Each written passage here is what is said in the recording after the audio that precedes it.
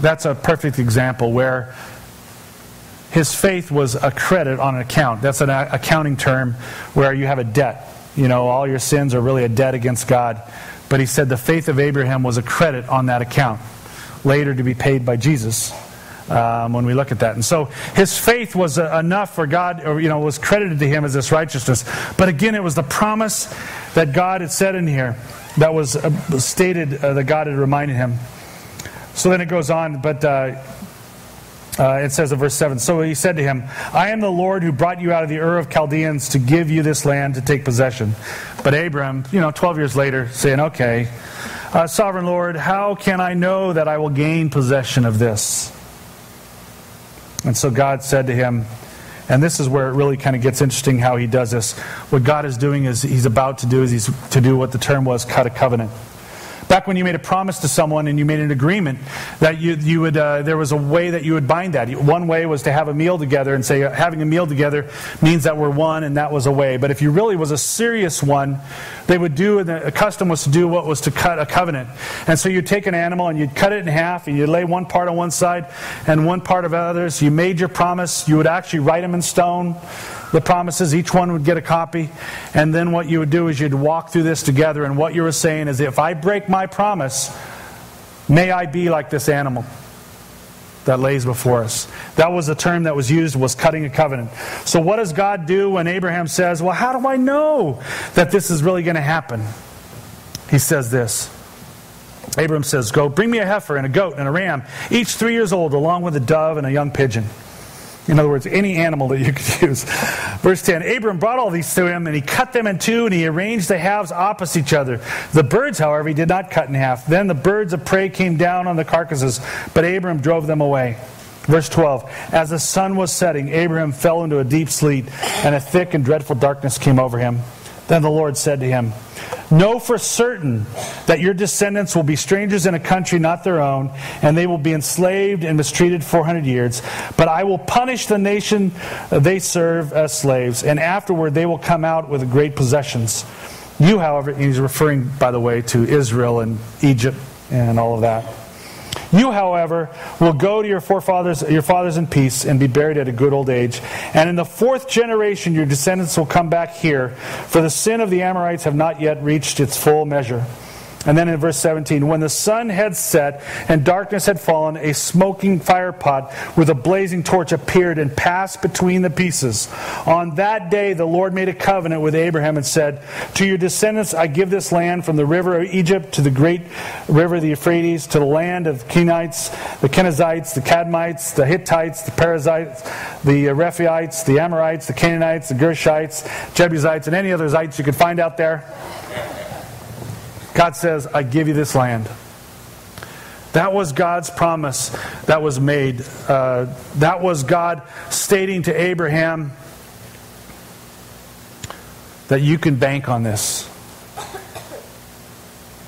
And so here's how this fits into our life. Because we're looking at this all about this story of God and our life connected into it. First of all, what we see is here that when God takes Abraham out to look at the stars, back in verse 5, he says, look outside the stars, look up at the heavens and count the stars, if indeed you can. Then he says, so shall your offspring be. He's talking about us. One of those stars is you and me. You get a star, I get a star. When God is making this promise to the descendants of Abraham, and he says, I'm making this promise to you, we can with confidence know that God is making that promise to us.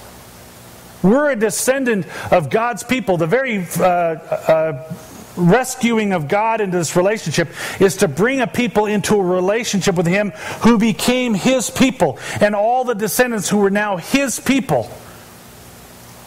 And so this promise that God made is a promise that He makes to us as well.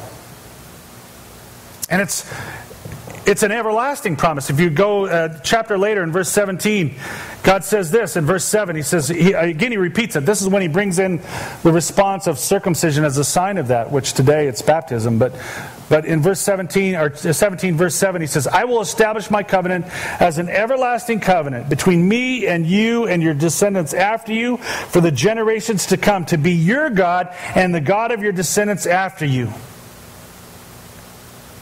That's a promise. When we sit there and we in a state of brokenness maybe and struggling to know whether or not God would even accept us, we can hold on to this promise that God had made. Because we also know not only is it a promise for us, but it is a promise that was sworn on who God is. It's a significant thing when we go back to this story to realize that only God passed through that. Do you know that story, or did you catch that? It's significant to understand that Abraham is off to the side and falls asleep and is seeing this in a dream, and God passes through. Because if Abraham passed through, well, then he had an obligation to live up. And then, the rule was, like us today in a contract, if one person breaks the agreement, well, then the contract's void. That's with the parties that participate. In this story, only God participated. So the only one who could break this covenant was God. Hebrews 6, 13, 14, and 17 says this. When God made his promise to Abraham, since there was no one greater for him to swear by, he swore by himself, saying, I will surely bless you and give you many descendants, because God wanted to make the unchanging nature of his purpose very clear to the heirs of what was promised. He confirmed it with an oath. The unchanging nature of God that we hold on to is that when we read in here a promise of God, it is as good today as it was back then. That nowhere in the story will we see, in fact, as we realize there's a 400-year span, did God somewhere in there say, you know what, this is irrevocable differences. I'm a different person and I don't really want to live with you anymore. No, God doesn't do those kind of things. In God's nature, he makes this promise based on him, and so we know that this covenant is eternal because God will never change. And so we can be confident with that. That's something we can hold on to. So that's God's vow. That's God in this wedding ceremony, if you will. That's God's promise to us that we see in this story as he's reestablishing. Well, now we move on to the law. What we see here, looking back in this story, I mentioned to you back in there, was that he talks about that your descendants will live, he says, as slaves for like 400 years. And he was predicting and he was foretelling, if you will, how the descendants of Abraham would move into Egypt and they would become slaves in Egypt. That's what he was talking about. And so when we jump through this story and how that, you could read through the story and see how that goes, we move into Exodus 20, where the law was established. Again, in this long engagement of God had with his people, that he makes this promise. He becomes the God of his people. He moves through. We see the stories of how God is at work and the intentionality and the control of God through that whole story.